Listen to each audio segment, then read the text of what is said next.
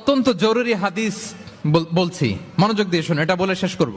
বিষ্ণু ইসলাম একবার সাহাবাদেরকে বলেন, আলা উখবিরুকুম বিআফদল মিন দারাজাতি সিয়ামি ওয়াস সালাতি ওয়াস সাদাকা। সাহাবাদেরকে বলেন, ও সাহাবারা, নামাজের চেয়েও, রোজার চেয়েও, দান খয়রাতের চেয়েও একটা বড় ইবাদত আছে, এটা কি আমি কি তোমাদের বলবো না? সাহাবারা তো অবাক, নামাজের চেয়েও বড় ইবাদত, রোজার চেয়েও বড়, দানের চেয়েও বড়। ক্বালু বালা ইয়া রাসূলুল্লাহ।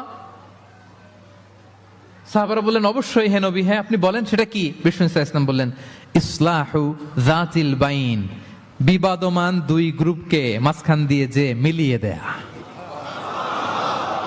নামাজের চেয়েও বড়, রোজার চেয়েও, সাদাকার চেয়েও বড়, মিলাইয়া দেওয়া। আমরা মনে করি সেজদা দিতে দিতে কপালে দাগ ফেলে দিছি, এটাই তো বড় ইবাদত। এটা তো নিঃসন্দেহে বড় ইবাদত।